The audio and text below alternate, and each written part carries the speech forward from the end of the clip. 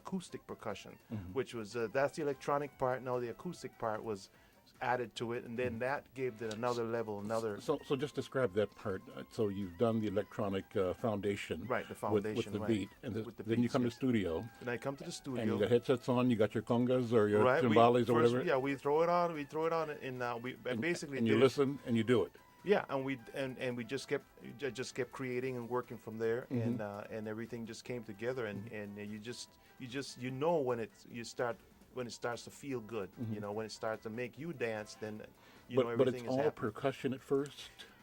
Yeah, no, basically it's all well, this particular song is mainly beats, a lot of not acoustic percussion, but mainly drum beats from the sequencer, and then from there, when I have that all layered out, then I go to the other part, which is the acoustic in the studio.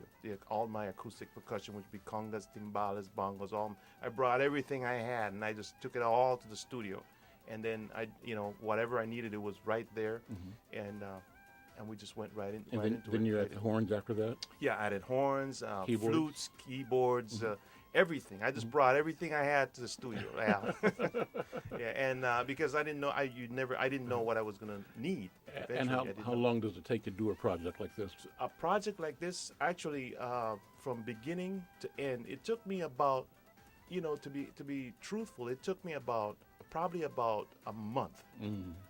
About a month. The recording itself took 2 weeks. I recorded it in 2 weeks, but all the other pre-production, sequencing, all that, took another couple weeks, maybe 3 weeks to do, because I needed to learn how to use the machine, and I started from scratch. Right. So. Do you risk losing anything if you can't do it all at one time? Like a concert is a concert, right? Right. Once you do it on stage live, that's Right. done. That's done. Never coming again, Never right? coming again, It's right. always new. Right. Do you risk losing that when you're working in studio, working electronically, trying to spend a week or two or a month producing one piece that people will hear Right. as though it was created at one time? What do you lose? Maybe nothing, I don't know. Or what do you gain? I don't think you lose anything, because because you have in the studio, you have time to do it over. I mean, in the studio, you have a lot of time to do it over. If something is wrong, you can fix it. But if you would lose, I think you would lose something in live, because there isn't anything you can fix. I mean, what's done is done. And once the music is in the air, you can never grab it. So it's done. So I think you, in a way, in a studio, you gain something by laying down the ideas that you really want to lay down, and putting them down getting them down on record, and CD or Okay. whatever. Let's talk about your career, how Sure. you and when you decided to be a musician, what your training is. I think you're formally trained, you told me. Yes. And what's your training in music, and when did you know and decide that music was your calling? It would be a career versus maybe being a salesman or versus being a teacher, which you may be a teacher, I'm not sure. Yeah, I do teach, yes. Okay, and so, but when did you know that music was the calling and the life work for you? And what's the training that went into that? That's a very interesting question now, because in the beginning, I never thought that, I never really made a conscious decision, I don't think, to be a musician. It just kind of happened. I mean, the roads just kept leading me that way.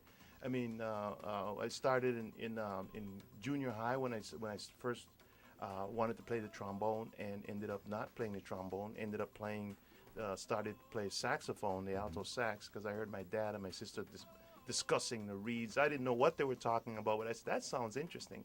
So, and I made the switch when I decided to go into the music, and ever since. Why did you think about a trombone in the first place? What was the reason? I like trombone because there was this guy that when I was in grade school, there was this guy that always had a trombone, and it looked so good. It was in a case, and he was going back and forth. And, Okay. as a kid, you go, what's that? Yeah. That looks kind of intriguing, and so I said, you know what, I think I want to, maybe try the trombone, But it wasn't something that it was something because someone else was hauling it around. But eventually, when it came time to actually choose the instrument, I chose the alto sax. And so you were training. Yeah. So I started, in junior high, in high school, junior high band, and then and teachers always recommend that you go to get some private instruction. And so later, when I started playing the flute, I started went to the conservatory and started training with Charpentier, which is a professor in Panama at the conservatory. And then and after that, I just kept, when I came here, when I went to college here, I played in the college band here too at the U in their jazz ensembles and that sort of stuff. So I got to play with the likes of Clark Terry and Eddie Daniels and a lot of very Big names. Big name Yeah. players. So that it just kept growing. But I never, and then from there, I just started working with musicians locally, and it just kept going, and my life just kept going in that way. But I don't think I consciously said, you know what, I want to be a musician. That was never a conscious decision. So were you a music major at the university? Yes, I was. Okay, you did choose music there. Yes. Okay. So. Excuse me. I'm Al McFarlane. I'm talking to Jose James. Jose, musician, band leader, artist, and my guest and my friend here. Growing up, was the language at home in Panama Spanish or English or both? Yeah, the language, the language in Panama is Spanish. That's the native language, and but in my home, in our household, we grew up speaking English. Okay, how come? Well, because my parents are from, my dad's side of the family is from Barbados, and and my mom's side is from Martinique or one of those islands. I'm not exactly sure, but I will figure it out. But I can't remember exactly which one. But and they spoke Spanish. They spoke Spanish, and as a kid, I understood Spanish. But once we started going to school, everything was in Spanish, so we all had to learn Spanish. Which is perfectly right, and which was great for me because I loved it. Spanish is just as a kid you just soak it up. I wish there were more languages that I could have soaked up, So. Well, that's the question I thought about before this interview, Jose, to ask you, what difference does language do in your perception of the world?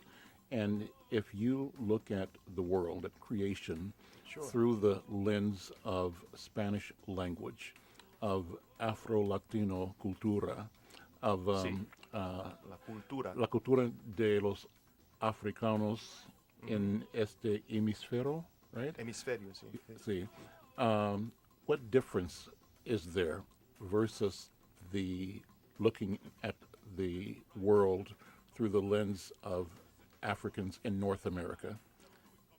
So when you left Panama to come here, you're part of the black world here. And so what difference is there in the English black world and the Latino black world? Is there a difference?